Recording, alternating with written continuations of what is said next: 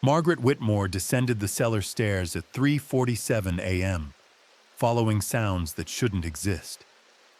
Her bare feet touched cold stone as she gripped the oil lamp, its flame casting wild shadows against brick walls that had stood since 1862.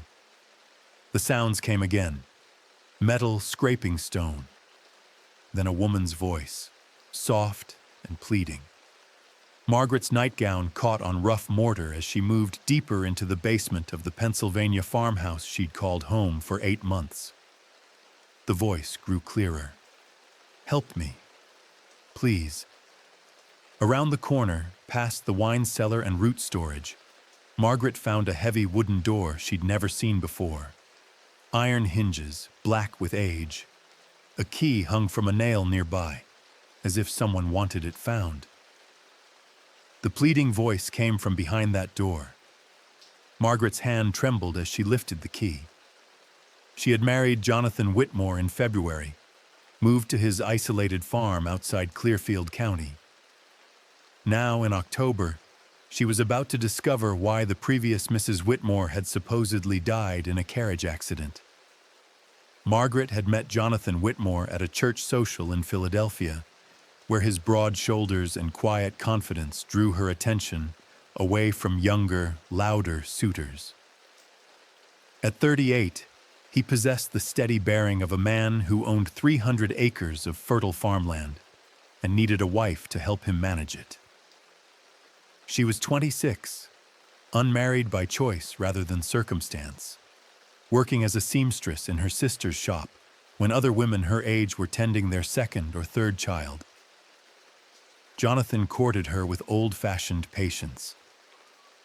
Sunday walks through Rittenhouse Square, carefully chaperoned dinners, letters written in a precise hand that spoke of shared futures and quiet contentment. He told her about his farm, the stone house built by German settlers, the apple orchards that produced enough cider to sell in 3 counties, the peace that came from working land your family had owned for 2 generations. He mentioned his first wife only once, during their engagement. Sarah had died in a carriage accident 2 years prior, thrown from the wagon when the horses spooked during a thunderstorm. He'd found her himself, he said, voice heavy with controlled grief. She was buried in the family plot behind the house, beside his parents and grandparents. The wedding took place in February 1874, a small ceremony followed by the long train ride to Clearfield County. Margaret's first sight of the Whitmore farm took her breath away. Rolling hills crowned with bare apple trees, a 2-story stone house with white shutters and smoke rising from 3 chimneys. Jonathan carried her across the threshold, his smile genuine as he showed her room after room of solid furniture and carefully tended spaces. The marriage bed had been draped with new linens. Jonathan mentioned, almost apologetically, that he'd given away most of Sarah's belongings to the poor. A fresh start, he said. Margaret appreciated his thoughtfulness, though she noticed a few items that must have belonged to the first wife. A silver brush set, a china teacup painted with roses, a shawl hanging in the bedroom wardrobe. But something felt wrong from the beginning. Not Jonathan himself. He was kind, attentive, passionate in ways that surprised her. The wrongness lived in the house itself, in corners that stayed cold despite roaring fires, in the way certain floorboards creaked as if someone walked overhead when she was alone. The neighbors avoided direct questions about Sarah, but Margaret caught fragments. Sarah had been young, barely 20 when she married Jonathan. Beautiful, with dark hair and gray eyes. Some said she'd been homesick for Philadelphia, where her family lived. Others mentioned that she'd seemed nervous in the months before her death, jumping at small sounds, asking odd questions about the history of the house. Margaret told herself these were idle gossips, the kind of whispers that followed any tragedy. She focused on learning the rhythms of farm life, on earning the respect of the hired hands who helped Jonathan with the heavy work. She planted a garden, learned to make apple butter, wrote cheerful letters to her sister describing her new life. But at night, when Jonathan slept beside her, Margaret heard sounds that had no explanation. The noises began in March, barely a month after Margaret's arrival. Soft, scratching sounds came from inside the walls, as if mice were building nests in impossible spaces. Jonathan dismissed her concerns with the patience of a man who'd lived in old houses his entire life. "Field mice," he said. "They'll move out once the weather warms." But Margaret had grown up in a city row house and later lived in a boarding house with thin walls. She knew the difference between mice and something larger. These sounds had rhythm, pattern. Scratch, pause, scratch, scratch, pause, like someone tapping out a message.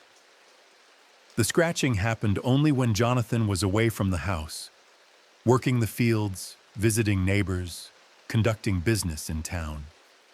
When he returned, the sounds stopped so abruptly that Margaret began to doubt her own senses. She mentioned it once more, and Jonathan's expression grew concerned in a way that made her feel childish. "The isolation takes getting used to," he said gently. "City women sometimes find country silence unnerving. Your mind fills it with sounds that aren't there." Margaret wanted to argue but found herself nodding instead. Perhaps he was right. Perhaps she was inventing mysteries where none existed. She threw herself into domestic work, scrubbing floors until they gleamed, organizing closets with military precision, anything to keep busy during the long hours when Jonathan worked outside. April brought warmer weather and new sounds. Footsteps in the attic, slow and deliberate. A woman's voice, so faint Margaret couldn't make out words. Once, while kneading bread in the kitchen, she heard what sounded like sobbing coming from below, somewhere in the cellar. Margaret had been in the cellar twice since arriving, once to help Jonathan store preserved vegetables, once to fetch wine for Sunday dinner. It was a typical farmhouse basement, stone walls lined with wooden shelves, root vegetables stored in bins, wine bottles racked against the far wall.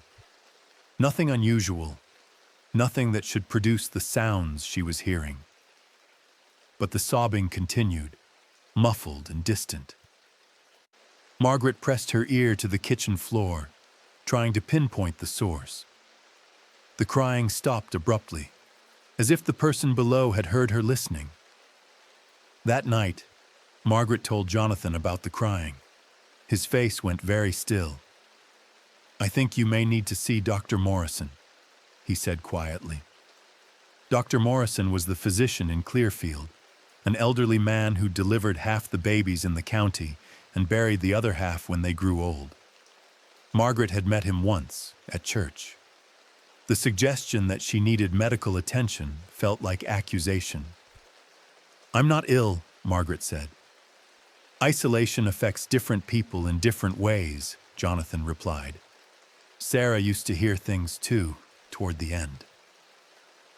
The comparison stung.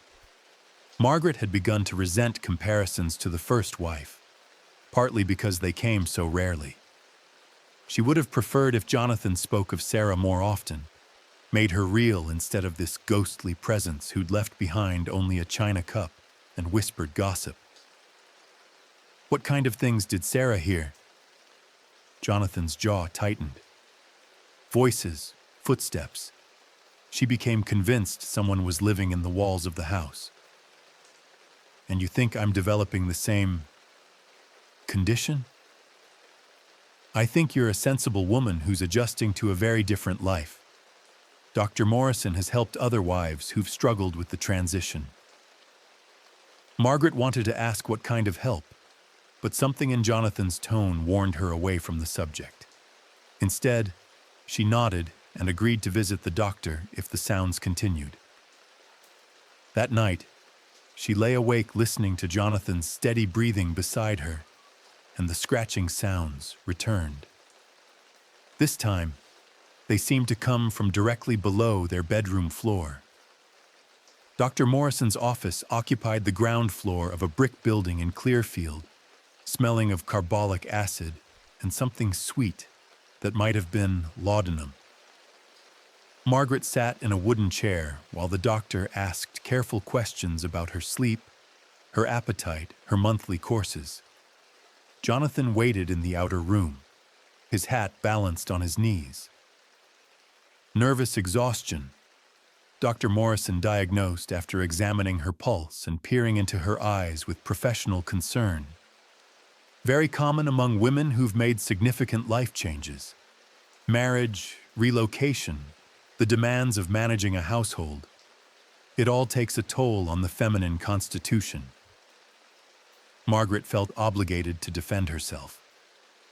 I'm managing the household quite well. The problem isn't adjustment. It's the sounds.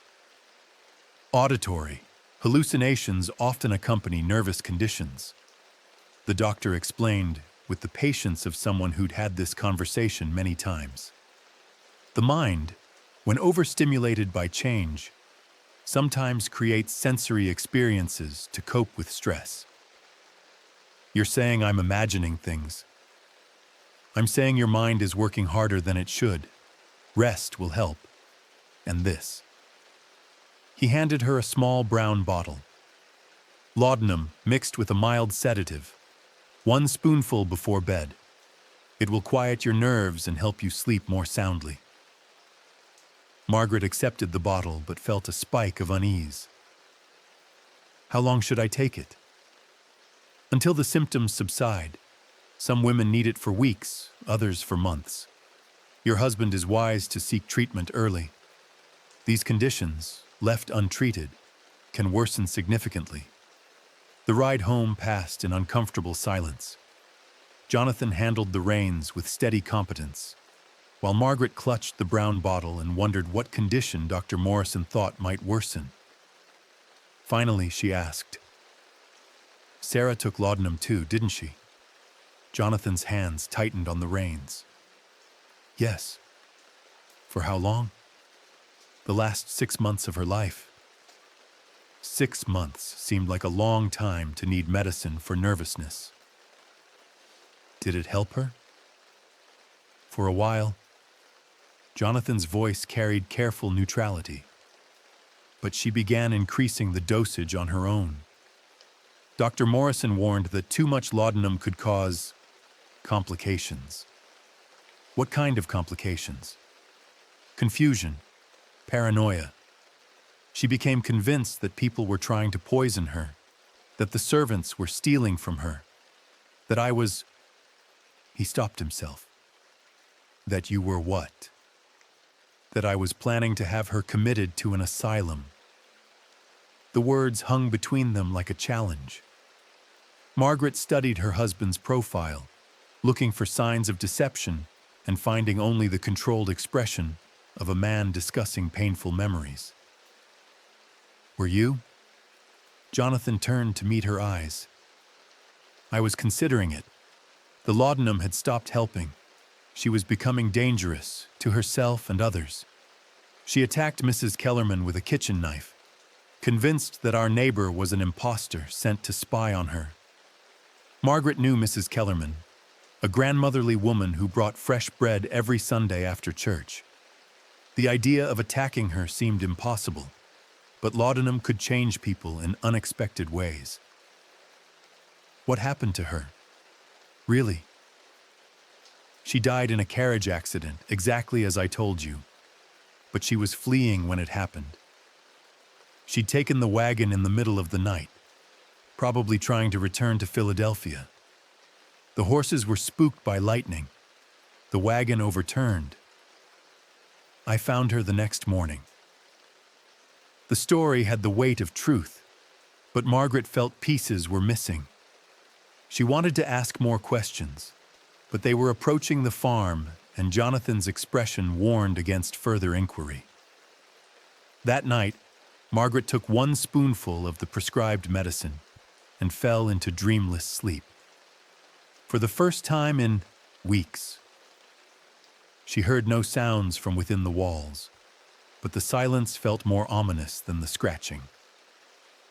Mrs. Kellerman arrived the following Tuesday with her usual offering of fresh bread and an unusual message.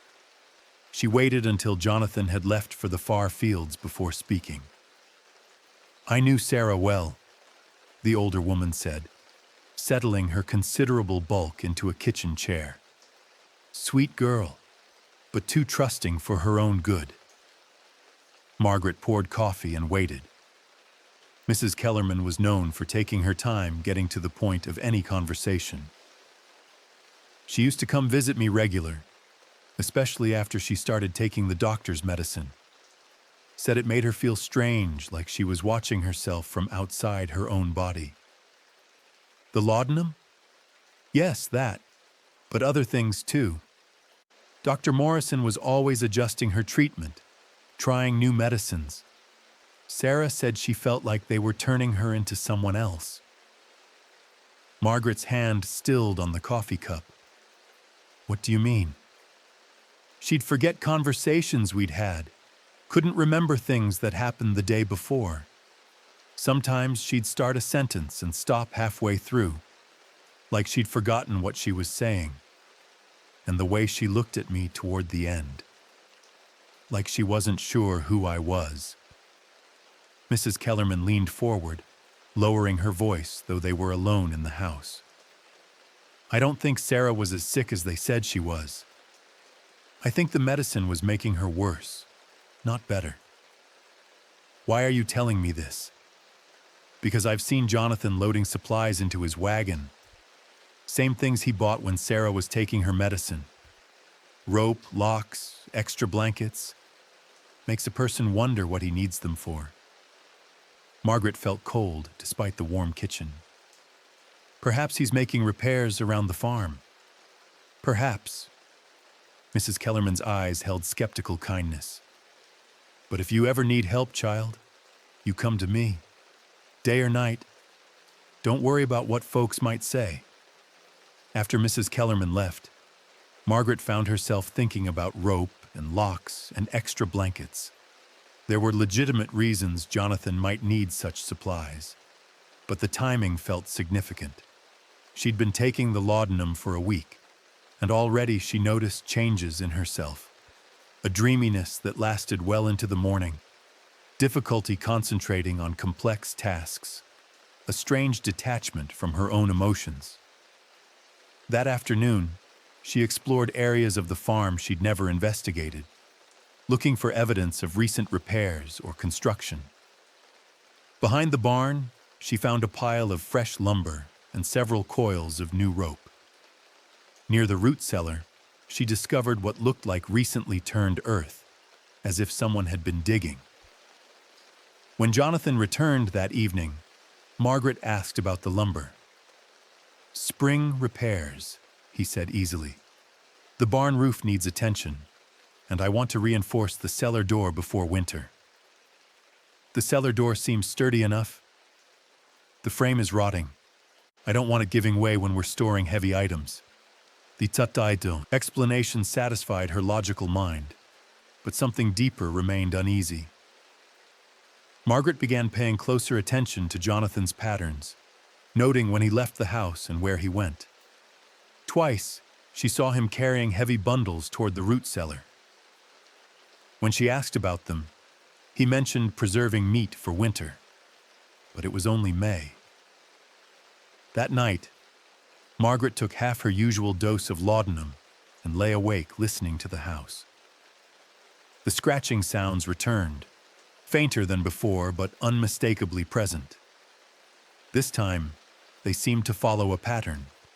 3 scratches, pause, 2 scratches, pause, 3 scratches again, like someone trying to communicate. Margaret counted the sequences, memorizing the rhythm. In the morning, she would try to decode what the sounds might mean. But when morning came, the laudanum's effects made it difficult to remember exactly what she'd heard. Margaret began keeping a journal, hidden beneath her mattress, recording the sounds she heard each night. Despite the laudanum's fog, patterns emerged.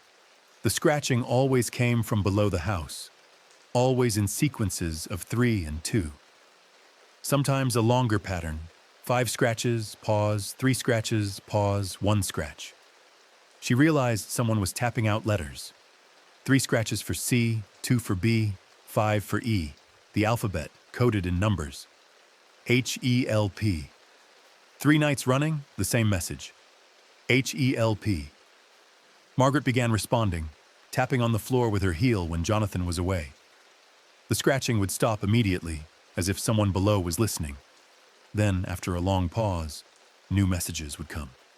S-A-R-A-H. The name sent ice through Margaret's veins. She tapped back.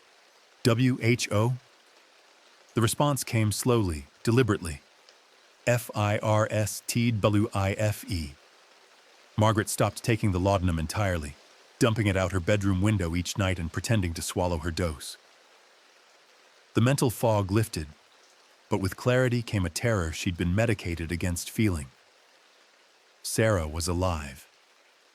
Sarah was somewhere beneath the house, tapping messages through the floor.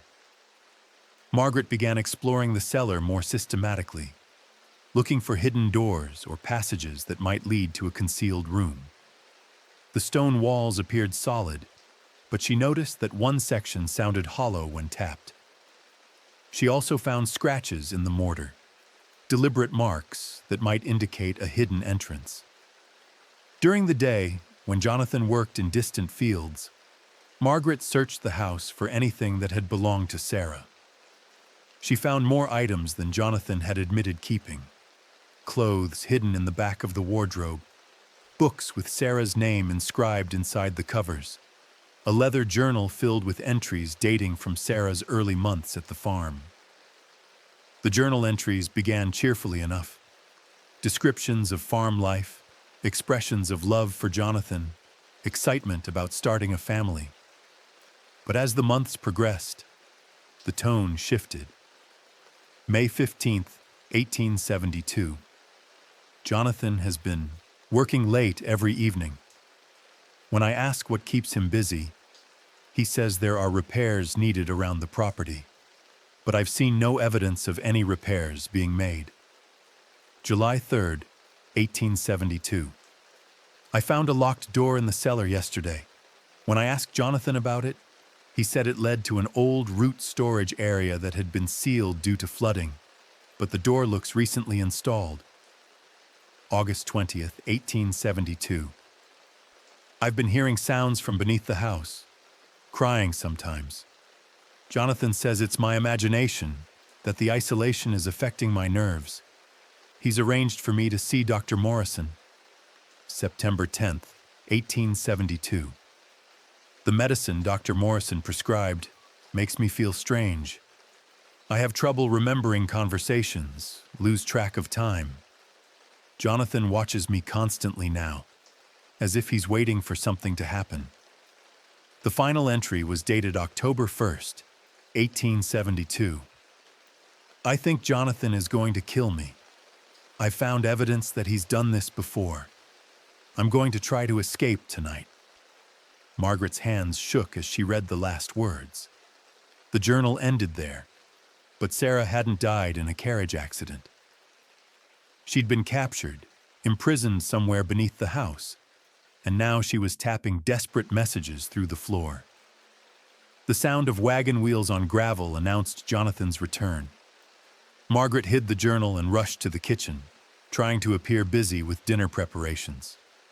When Jonathan entered, he studied her face with unusual intensity.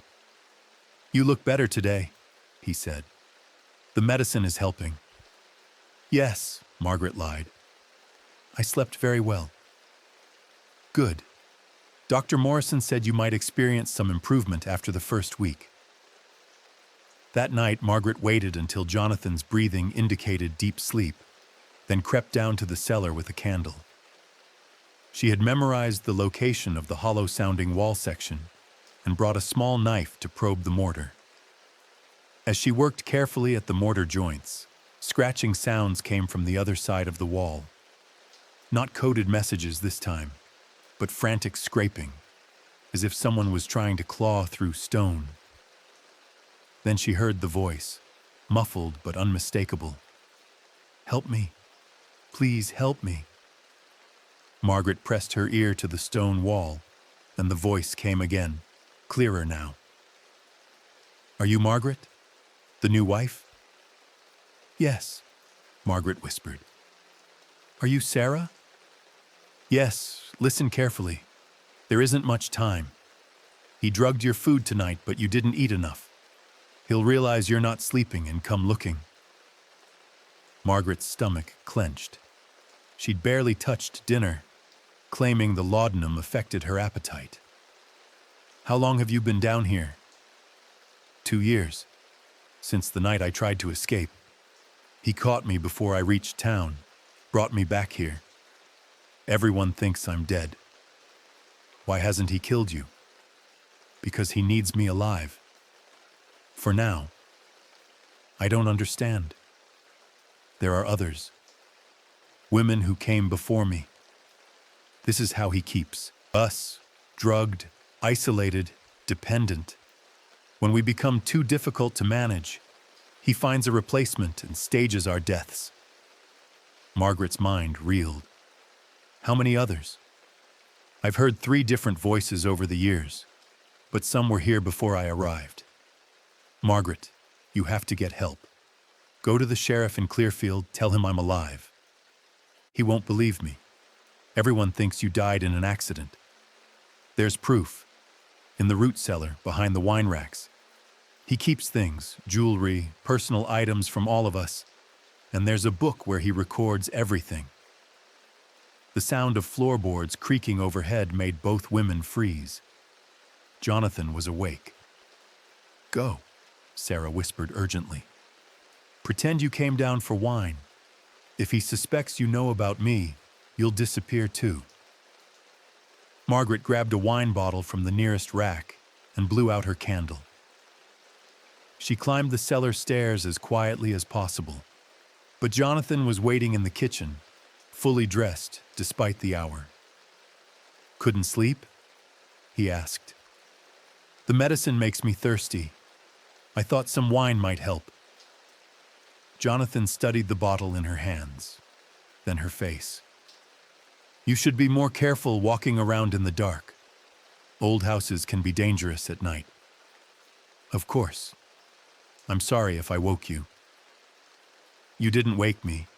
I was already up checking the locks." Margaret felt the weight of threat in those words. Jonathan checked locks every night before bed. Why would he check them again unless he suspected someone might try to get in or out? "Is everything secure?" she asked. "Yes, very secure." The next morning, Margaret maintained her routine while watching for opportunities to search the root cellar. Jonathan stayed closer to the house than usual, finding indoor projects that kept him within sight of the kitchen windows.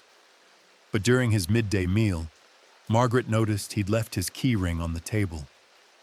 Among the keys was one she'd never seen before, iron, old-fashioned, much heavier than the others. When Jonathan returned to his work, Margaret took the strange key and headed to the root cellar. The lock was hidden behind the wine racks, exactly as Sarah had said. The key turned easily, revealing a narrow door that opened onto a steep staircase leading deeper underground. The smell hit her immediately. Human waste, unwashed bodies, fear. Margaret descended carefully, her candle illuminating brick walls that wept moisture. At the bottom, she found a corridor lined with heavy wooden doors. Each door had a small window fitted with iron bars. Behind the first door, she found Sarah. Margaret barely recognized the woman from the wedding portrait that hung in Jonathan's study. Sarah's dark hair had grown long and unkempt. Her face was gaunt, and her gray eyes held the desperate brightness of someone who'd learned to expect the worst from every situation. "You found me," Sarah whispered, gripping the bars of her window. "How many are down here?" "3 of us now. Emma's been here the longest, since 1868. Catherine arrived last year. Margaret peered through the other windows and saw two more women, both in similar states of deterioration. The magnitude of Jonathan's deception staggered her. What does he want from you? Company at first, then control. He gets tired of us eventually, but he can't let us go because we know too much. So he keeps us here and finds new wives to replace us. Why doesn't he just kill you? Because he's not completely insane. Murder brings investigations, but disappearances, staged accidents, those just make him a tragic widower who deserves sympathy. Margaret understood now why Mrs. Kellerman had warned her. The older woman might not have known the specific truth, but she'd recognized the pattern. I'm going to get help, Margaret promised. Be careful who you trust. Dr. Morrison knows. He has to know. No doctor prescribes that much laudanum without understanding what it's really for. Margaret heard wagon wheels in the distance, Jonathan returning from town. She locked the door, replaced the key on his ring, and ran back to the house. But as she climbed the cellar stairs, she realized the full scope of her problem. She couldn't prove anything without evidence, and gathering evidence meant returning to the underground prison. But if Jonathan suspected she knew the truth, she would join Sarah behind those bars. Margaret needed an ally, someone who would believe her story and help her gather evidence. Mrs. Kellerman was the obvious choice, but involving the older woman would put her in danger. Sheriff Morrison in Clearfield was the proper authority, but he would demand proof before acting against a respected member of the community. Dr. Morrison represented the most dangerous complication. If Sarah was right about his involvement, Margaret couldn't seek medical help without exposing herself. But if the doctor was innocent, he might be the key to proving Jonathan's guilt. Margaret decided to test Dr. Morrison's knowledge carefully. She arranged a visit to town, claiming she needed supplies for preserving food. Jonathan agreed to drive her, which meant she would have to find a way to speak privately with the doctor. Clearfield's main street bustled with afternoon commerce.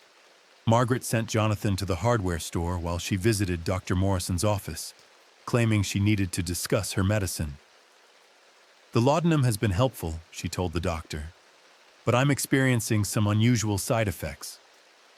What kind of side effects? Memory problems, difficulty concentrating, and sometimes I hear sounds that my husband says aren't there.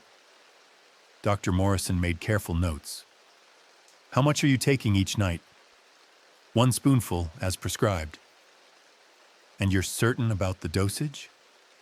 Sometimes patients accidentally take more than intended, especially when the medicine affects their memory. Margaret seized the opening. How much would be dangerous? More than 3 spoonfuls could cause serious complications, confusion, hallucinations, even coma in extreme cases. What about long-term effects? If someone took laudanum for months or years? The doctor's pen stopped moving. He looked up with sharp attention. That would be highly unusual. I rarely prescribe laudanum for more than a few weeks. But you prescribed it for Sarah Whitmore for 6 months. Mrs. Whitmore's case was complex. She required specialized treatment. What kind of specialized treatment? Dr. Morrison set down his pen and studied Margaret's face. Why are you asking about Mrs. Whitmore? Because I think she's still alive. The words hung between them like an accusation. Dr. Morrison's expression didn't change, but Margaret saw something flicker in his eyes. Fear, perhaps, or calculation. Mrs. Whitmore died in a carriage accident 2 years ago. I examined her body myself.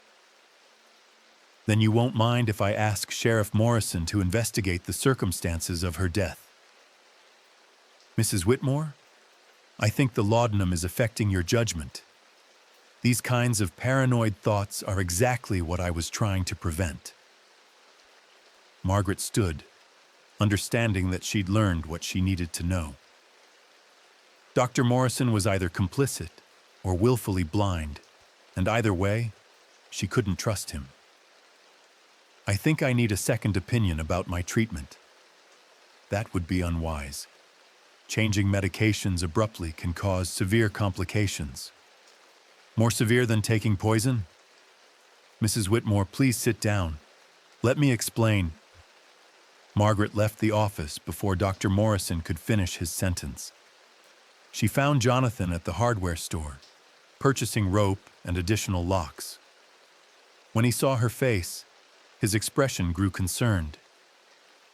Is everything all right? You look upset. Dr. Morrison wants to increase my dosage. I'm not sure that's wise. He's a qualified physician. If he thinks you need more medicine, I think I need less medicine, or different medicine. I'd like to see a doctor in Philadelphia. Jonathan's jaw tightened. That's unnecessary. Dr. Morrison has been treating women with your condition for 20 years. What condition? What exactly is wrong with me? Nervous exhaustion complicated by isolation anxiety. Dr. Morrison explained it all very clearly.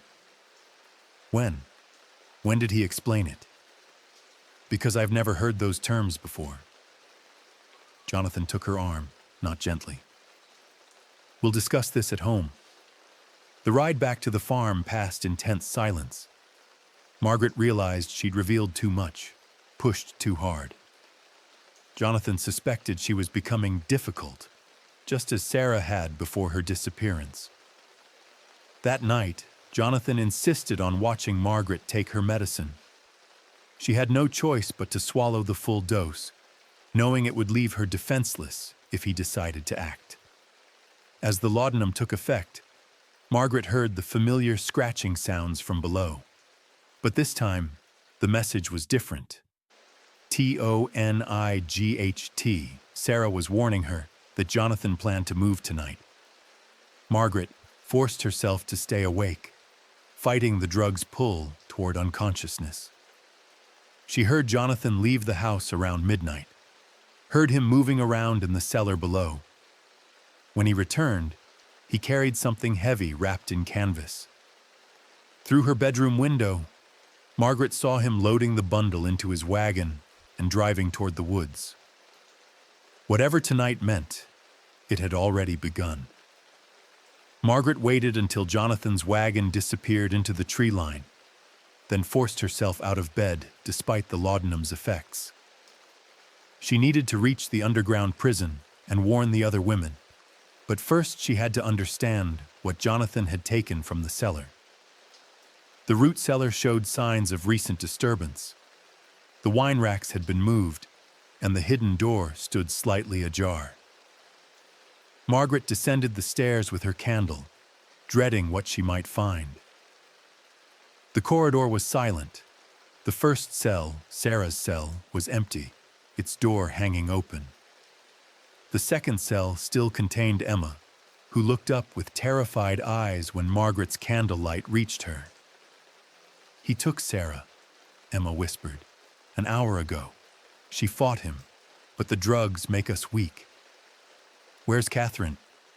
"Gone yesterday. He said she was being moved to a better place, but we know what that means." Margaret's mind reeled. Jonathan was eliminating the women one by one, probably because maintaining the underground prison had become too risky. Or because he was planning to stage Margaret's death and needed to remove witnesses. How many others have there been? I've seen 5 women taken from these cells over the years. None of them ever came back. Is there another way out of here? The tunnel behind Catherine's cell leads to an old mine shaft, but it's partially collapsed, and we've never been able to clear it. Margaret examined the tunnel Emma mentioned. Loose rocks blocked most of the passage, but it might be possible to squeeze through if she could move enough debris. The work would take hours, and she couldn't do it alone. "Can you help me clear this? If we're caught trying to escape, he'll kill us immediately. If we don't try to escape, he'll kill us eventually anyway." Emma nodded grimly and began pulling at the rocks. Despite her weakened condition, she worked with desperate efficiency. Margaret joined her, and together they managed to clear a narrow opening in the tunnel wall. "Where does this lead?" "The old Hendricks mine, about half a mile through the woods. It was abandoned before Jonathan bought the farm." "Will you come with me?" "I can't. I'm too weak to walk that far, and if I collapse in the tunnel, we'll both be trapped." Margaret understood. Emma had been Jonathan's prisoner for 6 years, and the prolonged captivity had broken her physically, if not mentally. "I'll come back for you," Margaret promised. "I'll bring help. Get to Sheriff Morrison in Clearfield. Tell him about the journal Jonathan keeps. It's in a wooden box under his bed. Every woman who's disappeared is listed there, with dates and details." Margaret squeezed through the opening in the tunnel wall and began crawling toward what she hoped was freedom. The passage was barely wide enough for her body, and several times she had to stop and clear additional debris. Behind her, she heard Emma replacing rocks to hide the escape route. The tunnel seemed endless. Margaret's candle burned low, then guttered out, leaving her in absolute darkness. She continued by feel, following the slightly upward slope that Emma had promised would lead to the surface. When she finally emerged, gasping into cool night air, Margaret found herself at the bottom of a rocky depression surrounded by pine trees. Above her, she could see stars and the outline of hills against the sky. She was free, but she had no idea where she was or how to reach Clearfield. The sound of horse hooves on nearby ground made her freeze.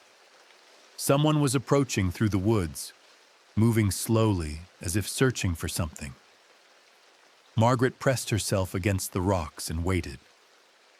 Jonathan's voice drifted through the trees. "I know you're out here, Margaret. There's nowhere to run. Come back now, and I'll forgive you." Margaret realized he'd returned to the farm and discovered her absence. He'd also guessed she might try to escape through the mine tunnel, which meant he knew about every aspect of his underground prison. "The other doctors said you were different," Jonathan continued, his voice growing closer. "Stronger than the others, but they all break eventually." What other doctors? Margaret wondered. How many people knew about Jonathan's system? She began moving carefully through the trees, trying to put distance between herself and Jonathan's voice. But the woods were unfamiliar, and she had no way to navigate in the darkness. Behind her, Jonathan's voice continued its patient monologue. Sarah fought too at first, but 2 years in the cellar taught her the value of cooperation. She was actually grateful at the end, when I told her the suffering was over. Margaret moved through the pine forest, like a hunted animal, every step calculated to avoid snapping twigs or rustling leaves. Jonathan's voice continued behind her, sometimes closer, sometimes farther away, as he tracked her progress through the woods. "The first one was an accident," he called out, his tone conversational despite the circumstances. "Rebecca Summers, 1865. She really did die in a carriage accident, but I realized how convenient it was. A grieving widower attracts sympathy, help, another wife." Margaret crouched behind a fallen log, trying to control her breathing. Jonathan was revealing his entire history, confident that she would never live to repeat it. Emma was intentional. She was unhappy, talked about leaving me, going back to Boston. So I helped her disappear, staged a drowning in Miller's Creek. Her family even thanked me for trying to save her. The confession continued as Jonathan moved through the trees with the patience of someone who knew these woods intimately. Margaret realized he was herding her away from Clearfield toward more isolated areas where her chances of finding help decreased with every step. Catherine was more difficult. She'd started asking questions around town, trying to find out what happened to my previous wives. Dr. Morrison said she was becoming dangerous. Margaret forced herself to stop moving and think strategically. Running blindly through unfamiliar woods would only exhaust her and make capture inevitable. She needed to find shelter or help, which meant identifying landmarks and choosing a direction deliberately. Through the trees, she glimpsed lights. A farmhouse, perhaps a quarter-mile to the east. If she could reach it without alerting Jonathan to her destination, she might find someone willing to help. "I know where you're going," Jonathan said, and Margaret's heart sank. "The Kellerman farm. Mrs. Kellerman has been expecting you, hasn't she? She's been filling your head with ideas about Sarah." Margaret's blood went cold.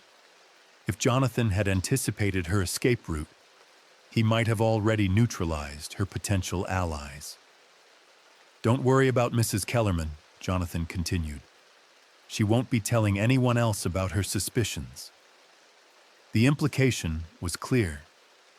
Margaret changed direction, moving north instead of east, away from the Kellerman farm and deeper into the wilderness. Behind her, Jonathan's footsteps followed with methodical persistence. "The railroad runs through these woods about 2 miles north," he called out. "But the next train doesn't come until morning, and I'll find you long before then." Margaret's desperation grew as she realized the full scope of Jonathan's preparation. He'd planned for every possible escape route, eliminated potential allies, and chosen the perfect night to complete her transformation from wife to victim. But he'd made one mistake. He was talking too much, revealing information that could be used against him if she survived to tell her story. Margaret began moving more deliberately, no longer trying to avoid all noise. Instead, she picked up rocks and threw them in different directions, creating false trails that might confuse Jonathan's tracking. She also began leaving a different kind of trail, pieces of her nightgown torn and hung on branches, creating evidence of her passage for anyone who might search for her later. The woods opened into a clearing where moonlight revealed an abandoned cabin, its roof partially collapsed and its windows dark. Margaret approached carefully, testing the floorboards before putting her full weight on them. The structure seemed stable enough to provide temporary shelter. Inside, she found the remnants of furniture covered in dust and leaves. More importantly, she found an old hunting rifle mounted on the wall. The weapon was rusted and probably hadn't been fired in years, but it might still function if she could find ammunition. A search of the cabin revealed a wooden box containing 3 cartridges. Margaret loaded the rifle with hands that shook only slightly. She'd learned to shoot as a child when her father took her hunting rabbits outside Philadelphia. "Margaret?"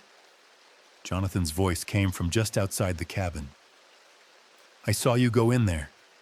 There's no back door, no other way out. Come outside and we'll go home." "I'm not going anywhere with you," Margaret called back. "You don't have a choice. There's no one coming to help you. Mrs. Kellerman is dead. Dr. Morrison thinks you're insane, and Sheriff Morrison won't believe a word you say." "Maybe not. But he'll have to investigate when I tell him about the women in your cellar." "What women?" "I'm afraid the laudanum has affected your memory. There are no women in my cellar." Margaret felt ice in her stomach. If Jonathan had already disposed of Emma, she had no proof of anything. "Emma told me about the journal under your bed." "There is no journal, and there is no Emma." "You've been hallucinating, Margaret." Dr. Morrison warned me this might happen. Margaret realized that Jonathan had spent the past 2 hours not just hunting her, but eliminating evidence. The journal, the underground prison, Emma herself, all of it might be gone by now. I know what I saw. You saw what the laudanum made you see. Paranoid delusions, false memories. Dr. Morrison has documented cases just like yours. Then you won't mind if I tell my story to the federal marshals in Philadelphia. You're not going to Philadelphia.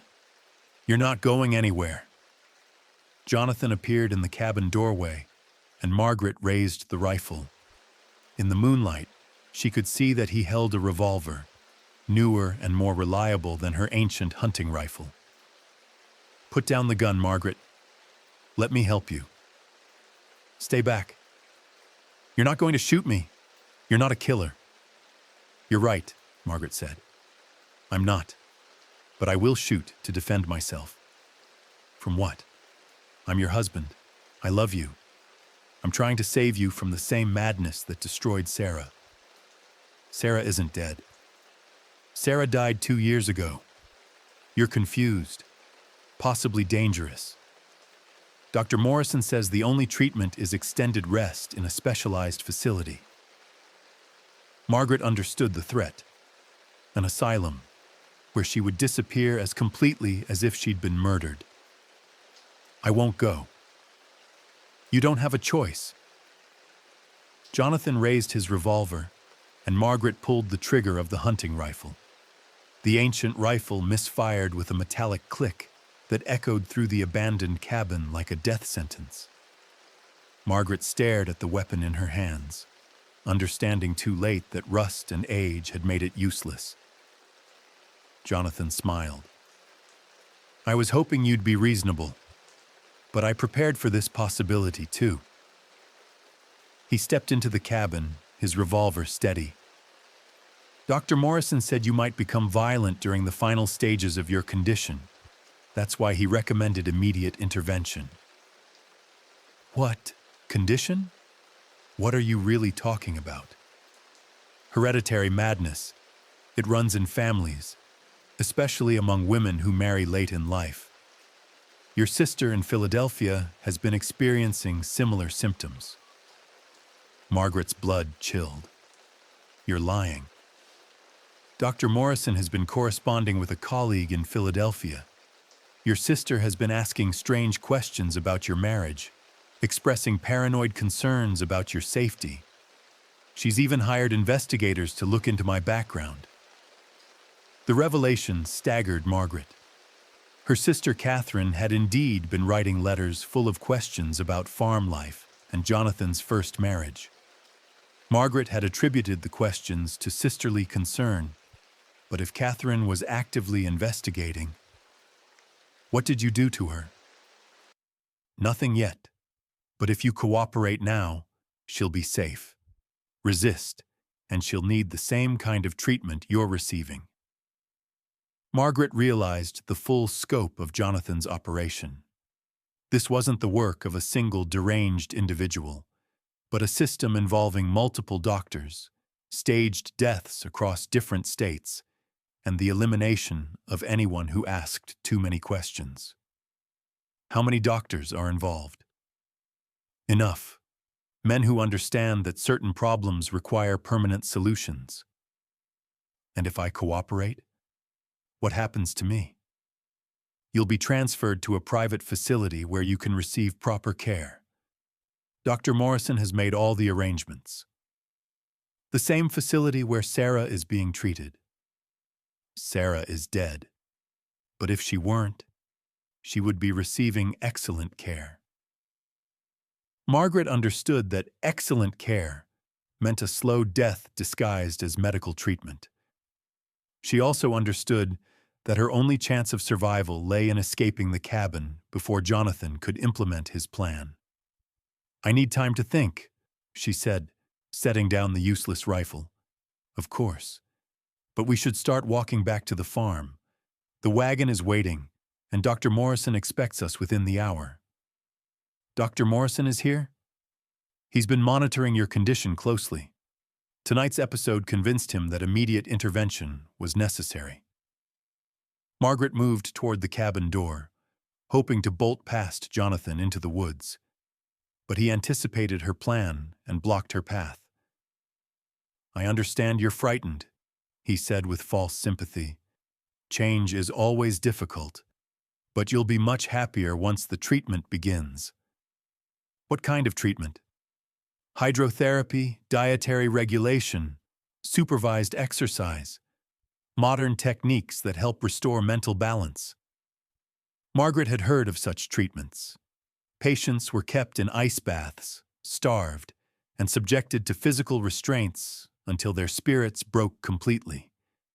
Few ever recovered enough to be released. "I want to see Sarah first." "That's impossible. Sarah is dead." "Then prove it. Show me her grave." Jonathan's patience was wearing thin. "We're wasting time. Dr. Morrison is waiting." "Let him wait. If you're telling the truth about Sarah, you can prove it easily. Enough." "Margaret, stop being difficult." "Difficult? You mean like Sarah was difficult? Like Emma and Catherine?" Jonathan's expression shifted, becoming colder and more calculating. "I see the laudanum has stopped working entirely. Dr. Morrison warned this might happen." He raised the revolver again, but this time Margaret was ready. She dove to one side as he fired, the bullet splintering wood where her head had been a moment before. She rolled behind an overturned table and began crawling toward the back corner of the cabin. "You're only making this harder on yourself," Jonathan called out. "And on your sister." Margaret found what she'd been hoping for, a loose floorboard that opened onto the space beneath the cabin. She squeezed through the gap just as Jonathan fired again, the bullet passing through the spot where she'd been crouching.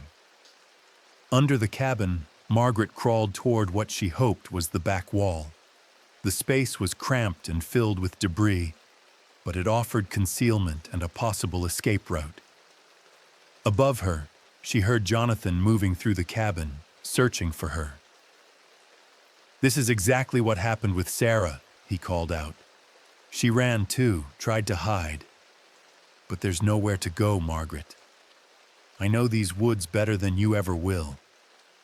Margaret reached the back wall and found a gap where the foundation stones had shifted. She squeezed through and emerged behind the cabin, gasping in the cold night air. The woods stretched in all directions, dark and full of unknown dangers. But behind her, in the cabin, she could hear Jonathan discovering her escape route. She had perhaps a minute before he followed her through the gap. Margaret ran toward the trees, no longer caring about noise or concealment. Speed was her only advantage now. Margaret crashed through the underbrush with Jonathan's pursuit growing closer behind her. He'd been right about knowing the woods better. She could hear him moving through the trees with steady confidence while she stumbled over roots and low branches. But he'd also been right about the railroad. Margaret heard the distant sound of a locomotive whistle, still miles away but approaching from the east. If she could reach the tracks, she might be able to flag down the train, or at least find the railway line that would lead to civilization. Behind her, Jonathan's voice carried through the trees. "The train won't help you. I've sent word ahead that you're a dangerous patient who escaped from Dr. Morrison's care. No one will assist you." Margaret's heart sank as she realized Jonathan had anticipated this possibility too. Even if she reached help, his preparation and reputation would make her appear to be exactly what he claimed, a deranged woman fleeing legitimate medical treatment. The sound of the locomotive grew stronger, and Margaret pushed herself harder despite the pain in her chest and the cuts on her bare feet. Through the trees ahead, she glimpsed the straight line of railway embankment rising above the forest floor. She scrambled up the rocky slope and emerged onto the tracks just as the locomotive's headlight became visible around a distant curve. The train was still several miles away, but it was approaching fast and showed no signs of slowing. Margaret began running along the tracks toward the oncoming train, waving her arms and shouting despite the futility of the gesture. The locomotive driver couldn't possibly see her at this distance, especially in the darkness. But running toward the train served another purpose. It put maximum distance between herself and Jonathan, who emerged from the woods behind her just as she reached the railway embankment. "Margaret, stop!" he called out. "You'll be killed!" She glanced back and saw him climbing toward the tracks, his revolver still in his hand. The train was perhaps 2 miles away now, its whistle echoing off the hills as it approached the curve where Margaret stood. An idea formed in her mind. Desperate, probably suicidal, but potentially her only chance of survival.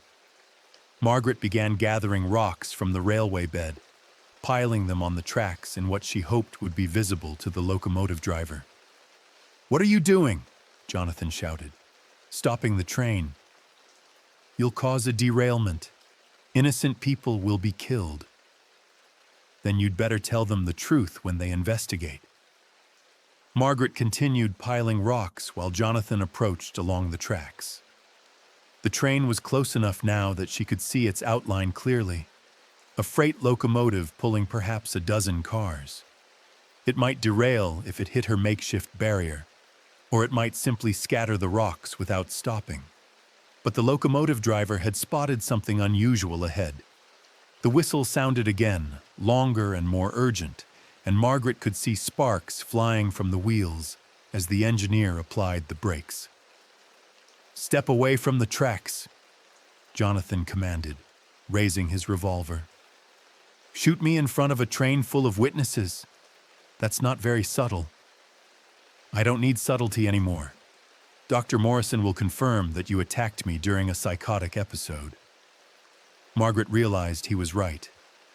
Even if she survived the next few minutes, Jonathan and Dr. Morrison could construct a narrative that painted her as violently insane. Her only hope lay in obtaining proof of Jonathan's crimes. "Tell me about the journal Emma mentioned, the one under your bed." "There is no journal." "Then you won't mind if the sheriff searches your house." "The sheriff won't search anything based on the word of a lunatic."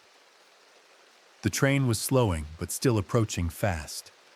Margaret could see the engineer leaning out of the locomotive cab, trying to determine what was blocking the tracks.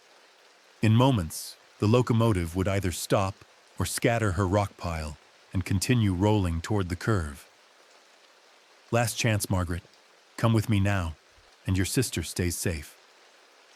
"My sister is already investigating you. Killing me won't stop that. It will if she meets with an unfortunate accident while searching for her missing sister." The casual threat crystallized everything for Margaret. Jonathan didn't just kill wives. He eliminated anyone who posed a threat to his system. Mrs. Kellerman was probably already dead. Catherine would be next if Margaret failed to stop him. The locomotive driver had spotted them on the tracks and was blowing the whistle frantically while applying full brakes. Sparks showered from the wheels as the massive train fought to stop before reaching the curve. Margaret made her choice. Instead of stepping aside, she ran toward the slowing locomotive, waving her arms and shouting. If the engineer was forced to stop, she would have a car full of witnesses to Jonathan's threats and her condition. Behind her, Jonathan cursed and raised his revolver. But before he could fire, the locomotive ground to a halt with a screech of metal on metal, and half a dozen railroad workers began climbing down from the cars. "Help me!" Margaret screamed. "This man is trying to kill me." "She's escaped from medical custody," Jonathan called out immediately. "She's dangerous and delusional." The railroad workers looked from Margaret's torn nightgown and bleeding feet to Jonathan's respectable clothing and confident demeanor. Margaret could see them making judgments about who was more credible. "Please," she said to the nearest worker, a grizzled man who seemed to be the conductor. Check his house. There are women imprisoned in his cellar. Sir, the conductor addressed Jonathan. Is this woman in your custody?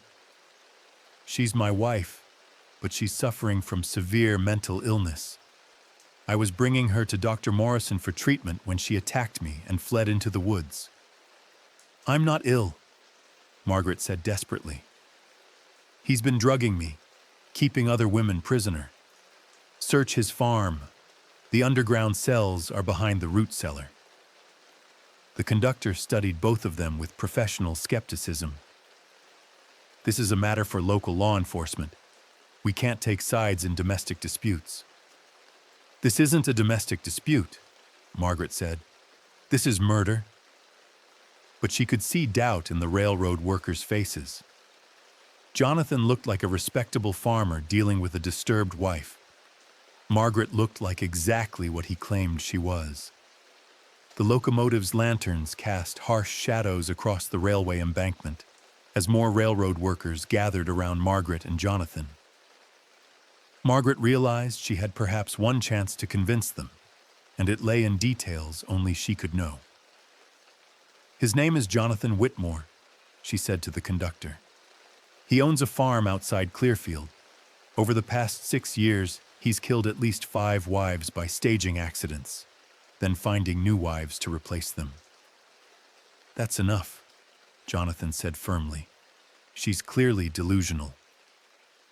Sarah Whitmore died in a carriage accident 2 years ago, Margaret continued rapidly. Except she didn't die. She's alive in a cell under his root cellar, along with a woman named Emma who's been there since 1868. The conductor looked skeptical, but one of the younger railroad workers, a man who couldn't be more than 20, spoke up. I remember that accident. My cousin lives in Clearfield. Said it was strange that they never found all the pieces of the wagon. Jonathan's face remained calm, but Margaret caught a flicker of concern in his eyes. There were 3 other women before Sarah, Margaret pressed on. Rebecca Summers, who really did die in a carriage accident, but it gave him the idea. Catherine Mills, who supposedly drowned in Miller's Creek. And another woman whose name I don't know, but she's buried somewhere on his property. These are the fantasies of a diseased mind, Jonathan said, but his voice carried less certainty than before. Dr. Morrison in Clearfield is part of it, Margaret continued. He prescribes laudanum to keep the wives docile, then provides certificates of death when they need to disappear. Check his records. You'll find he's signed more death certificates for young women than any doctor should. The conductor was wavering. Margaret could see him weighing her detailed accusations against Jonathan's respectable appearance. There's a journal, she said desperately, hidden in a wooden box under his bed. It contains the names and dates of every woman he's killed, along with details about how he disposed of the bodies. I've heard enough, Jonathan said, raising his revolver. She's becoming violent again. Gun! Shouted one of the railroad workers, and suddenly everyone was moving. The conductor dove to one side while 2 other men rushed Jonathan from different angles. Jonathan fired once, the bullet going wild in the darkness. Then the railroad workers tackled him, and the revolver went skittering across the tracks. Hold him down, the conductor ordered, and someone retrieve that weapon. This is a mistake, Jonathan said, struggling against the men who pinned him to the ground. She attacked me. I was defending myself. Maybe, the conductor said, but we'll let the sheriff sort it out. One of the workers had found Jonathan's revolver and was examining it carefully. This has been fired recently, more than once. Margaret slumped against the side of the locomotive, relief flooding through her. She'd convinced them to at least detain Jonathan long enough for an investigation. We need to get to his farm immediately, she said. If there are other women still alive, they won't survive much longer. That's for the law to decide, the conductor said. But we can take you both to Clearfield and let Sheriff Morrison handle it. Sheriff Morrison might be involved too, Margaret warned. Jonathan said he'd been in contact with multiple lawmen. Sheriff Morrison's been honest as far as I know, the conductor replied. And he'll want to hear both sides of this story. 20 minutes later, the train pulled into Clearfield's small station with 2 additional passengers. Margaret wrapped in a railroad worker's coat, Jonathan with his hands bound behind his back. Word of their arrival spread quickly, and Sheriff Morrison was waiting on the platform with 2 deputies. "What's the situation?" the sheriff asked the conductor. "Domestic dispute that turned violent. The woman claims her husband has been holding other women prisoner. The man claims she's mentally ill and attacked him." Sheriff Morrison studied both Margaret and Jonathan with professional interest. "I'll need to interview them separately. Deputy Collins, take the woman to my office. Deputy Hayes, put the man in a holding cell until I'm ready to question him."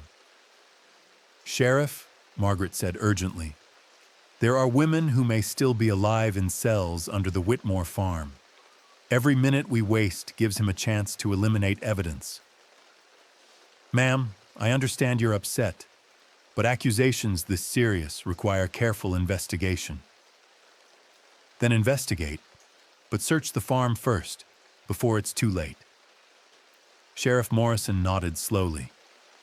"I'll send a man to the Whitmore property. If there's evidence to support your claims, we'll find it." But as Margaret was led toward the sheriff's office, she wondered if one man would be enough to search the extensive Whitmore farm thoroughly. And she wondered if Dr. Morrison had already been warned about the night's events. If Jonathan's network was as extensive as he'd claimed, the investigation might be compromised before it began. Sheriff Morrison's office occupied the ground floor of Clearfield's municipal building, a brick structure that also housed the town's single jail cell.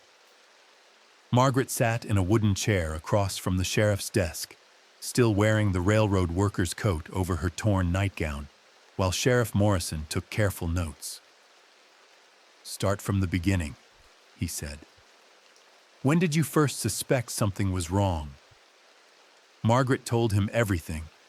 The sounds in the walls, the coded messages, Sarah's journal, the underground prison, Jonathan's confessions during the chase through the woods. Sheriff Morrison listened without interruption, occasionally asking for clarification about dates or locations.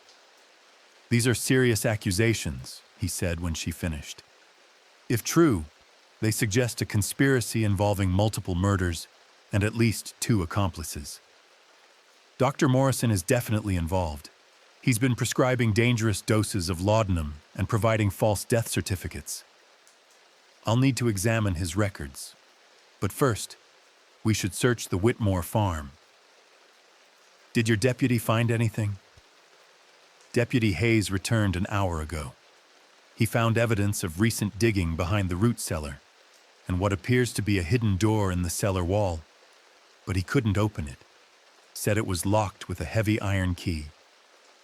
Margaret felt a surge of hope. "Jonathan kept the key on his key ring. It's different from the others. Older and heavier. We took his keys when we arrested him. I'll organize a proper search party to investigate the cellar thoroughly." "What about Jonathan? What has he told you?" "He maintains that you're suffering from laudanum-induced paranoia and that he was trying to get you medical treatment when you attacked him. He's provided a detailed account of your behavior over the past several weeks, including incidents where you claimed to hear voices and see people who weren't there." Margaret realized Jonathan was using her own experiences against her. Every symptom of his drugging, every reaction to his psychological manipulation, was being reframed as evidence of mental illness. Did he explain why he was carrying a loaded revolver? He said Dr. Morrison warned that laudanum withdrawal could make patients violent and unpredictable. The gun was for protection. And the shots fired in the abandoned cabin? He claims he fired warning shots to prevent you from harming yourself. Sheriff Morrison set down his pen and studied Margaret's face. Mrs. Whitmore, I'm going to be honest with you.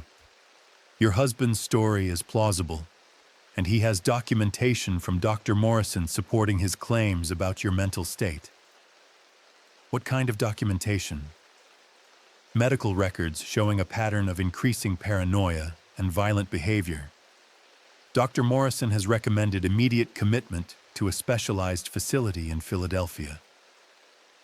Margaret felt the net closing around her. Even if they found evidence at the farm, Jonathan and Dr. Morrison could claim she'd imagined everything. Sheriff, if I'm delusional, how do I know about the hidden door in the cellar? How do I know about the iron key? Your deputy confirmed both of those details. You could have discovered them during previous visits to the cellar. Then explain this, Margaret said, pulling Sarah's journal from beneath the railroad coat. I found this hidden in our bedroom. It belonged to Jonathan's first wife, and it describes everything. The sounds in the walls, the laudanum treatments, her fear that Jonathan was planning to kill her. Sheriff Morrison examined the journal carefully, reading several entries. Margaret could see his skepticism beginning to waver. Where exactly did you find this? Hidden behind clothes in the bedroom wardrobe. Jonathan told me he'd given away all of Sarah's belongings, but he kept this and several other items. The handwriting appears consistent throughout, and the dates match the timeline of Mrs. Whitmore's marriage. This could be significant evidence. It proves that Sarah experienced the same symptoms I've been experiencing, and it proves that Jonathan lied about giving away her belongings. A knock on the office door interrupted their conversation. Deputy Hayes entered, his face grim. Sheriff, we need to talk privately. Has something happened at the Whitmore farm? Yes, sir. Something significant. Sheriff Morrison turned to Margaret. I'll need to step outside for a moment. Deputy Collins will stay with you. The two men left the office, but Margaret could hear fragments of their conversation through the thin walls. Words like bodies and multiple graves and fresh digging made her stomach clench with dread. When Sheriff Morrison returned, his expression had changed completely. Mrs. Whitmore, we found them. The search party had discovered 4 graves behind the Whitmore farm, hastily dug and poorly concealed. 3 contained the remains of women who matched the descriptions Margaret had provided. The 4th grave was empty but freshly excavated, as if it had been prepared for a new occupant. More importantly, they'd found Emma alive in the underground cell, barely conscious but able to confirm Margaret's account. She told the searchers about Sarah and Catherine, both of whom had been removed from the prison the previous night. A broader search located Sarah's body in a shallow grave near the old mine shaft where Margaret had escaped. Catherine was found alive but severely injured, hidden in an outbuilding where Jonathan had apparently intended to finish her murder after dealing with Margaret. The evidence was overwhelming. Sheriff Morrison arrested Dr. Morrison within hours, finding detailed records of the conspiracy in the physician's office. The records revealed that Jonathan's operation had extended beyond Clearfield County. There were similar arrangements in 3 other Pennsylvania counties, involving different doctors and different widowers who preyed on isolated women. Jonathan himself never confessed, maintaining his claims about Margaret's mental illness even when confronted with physical evidence. But his journal, found exactly where Margaret had said it would be, contained meticulous records of every murder, including detailed plans for disposing of bodies and acquiring new wives.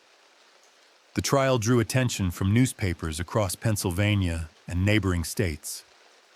Margaret testified for 3 days, describing her experiences in detail, while Jonathan's lawyers tried to portray her as an unreliable witness suffering from drug-induced hallucinations. But Emma's testimony, supported by Catherine's recovery and the physical evidence, made conviction inevitable. Jonathan Whitmore was hanged on March 15, 1875. Dr. Morrison received a life sentence, dying in prison 18 years later. 3 other men involved in the conspiracy were arrested in other counties, though one fled to Canada and was never captured. Margaret inherited the Whitmore farm but sold it immediately, using the proceeds to establish a home for women escaping dangerous domestic situations. Emma and Catherine both recovered physically, though the psychological damage took years to heal. Margaret never remarried, dedicating herself to helping other women recognize the signs of the kind of systematic abuse she'd survived. The Whitmore farm stood empty for decades after the trial, its reputation making it impossible to sell. Local children dared each other to approach the house on dark nights, claiming they could hear scratching sounds from the cellar and women's voices calling for help. In 1923, the property was finally purchased by a developer who planned to subdivide the land for new homes. During demolition of the root cellar, workers discovered additional cells that had been missed during the original investigation. They also found personal effects belonging to women whose names never appeared in any official records. Jewelry, photographs, letters that suggested Jonathan's crimes stretched back even further than investigators had realized. The development was never completed. Local residents, spooked by the discoveries and convinced the land was cursed, successfully petitioned to have the area designated as a memorial park. A small plaque marks the location where the farmhouse once stood, though it mentions only that victims of violence are commemorated there. Margaret Whitmore died in Philadelphia in 1918, surrounded by women whose lives she'd helped save through her foundation. Her final words, according to those present, were, "Listen to the scratching sounds. Always listen." Even today, visitors to the memorial park report hearing faint scratching noises coming from beneath the ground, as if someone buried far below is still trying to send a message to the world above. Subscribe if you want the next deep dive.